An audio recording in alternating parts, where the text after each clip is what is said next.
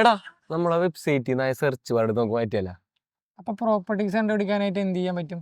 അതിനൊരു കിടിലൻ ഫീച്ചർ നമുക്ക് ആഡ് ചെയ്ത് കൊടുത്താൽ മതിയില്ലേ? അതെന്താണ് അങ്ങനെ ഒരു ഫീച്ചർ?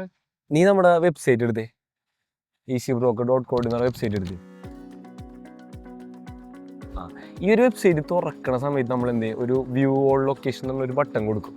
ആ ഒരു ബട്ടണിൽ ആൾക്കാർ ക്ലിക്ക് ചെയ്യുന്ന സമയത്ത് കൊച്ചിയിൽ നമ്മുടെ കയ്യിൽ അവൈലബിൾ ഉള്ള പ്രോപ്പർട്ടീസ് ഏതൊക്കെ ലൊക്കേഷൻസിലുണ്ടോ ആ ലൊക്കേഷൻ്റെ ലിസ്റ്റും ആ ലൊക്കേഷൻ്റെ പേരിൻ്റെ ഒപ്പം തന്നെ ആ ലൊക്കേഷനിൽ എത്ര പ്രോപ്പർട്ടീസ് ഉണ്ടെന്നുള്ള നമ്പറും കൊടുക്കും.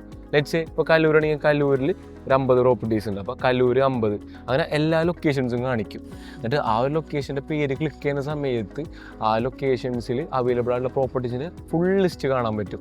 പിന്നെ ഇതിലൊന്നും കൂടെ ഈസി ആക്കാൻ വേണ്ടി ലേറ്റസ്റ്റ് ആയിട്ടുള്ള ആഡ് ചെയ്ത പ്രോപ്പർട്ടീസ് നമ്മൾ എന്ത് ചെയ്യും, ഫസ്റ്റ് തന്നെ ആഡ് ചെയ്ത് കൊടുക്കും. അങ്ങനത്തെ ഒരു ഫീച്ചർ നമ്മൾ ആഡ് ചെയ്തെന്ന് വിചാരിക്കാം.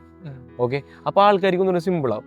ഇനി ഒന്നുകൂടെ എളുപ്പത്തിൽ പ്രോപ്പർട്ടി കണ്ടുപിടിക്കണമെങ്കിൽ ആ ഒരു ലൊക്കേഷൻ ക്ലിക്ക് ചെയ്തതിന് ശേഷം നമ്മുടെ വെബ്സൈറ്റിന് റൈറ്റ് സൈഡിൽ അടിയിലായിട്ട് ഒരു ഫിൽറ്ററിൻ്റെ ഒരു ബട്ടൺ ഇല്ലേ, ആ ഒരു സിമ്പിൾ ഉണ്ട്. ആ സിമ്പിളിൽ ക്ലിക്ക് ചെയ്തിട്ടുണ്ടെങ്കിൽ എന്ത് ചെയ്യാൻ പറ്റും, നമുക്ക് കുറച്ച് ഫിൽറ്റേഴ്സ് കൊടുക്കാൻ പറ്റുമല്ല.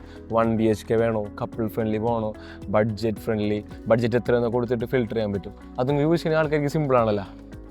നമുക്ക് എന്തായാലും ട്രൈ ചെയ്ത് നോക്കാം. സോ ഈ ഒരു ഫീച്ചറിനെ കുറിച്ച് എന്തെങ്കിലും ഡൗട്ട് ഉണ്ടെങ്കിൽ ജസ്റ്റ് നമുക്ക് ഇൻസ്റ്റാഗ്രാമിൽ DM ചെയ്യാം. അതേപോലെ ഇനിയും നിങ്ങൾക്ക് കൊച്ചിയിൽ ബാച്ചിലേഴ്സ് ആയിട്ട് പ്രോപ്പർട്ടി കിട്ടിയില്ലെങ്കിൽ നമ്മുടെ വെബ്സൈറ്റ് ചെക്കൗട്ട് ചെയ്യാം.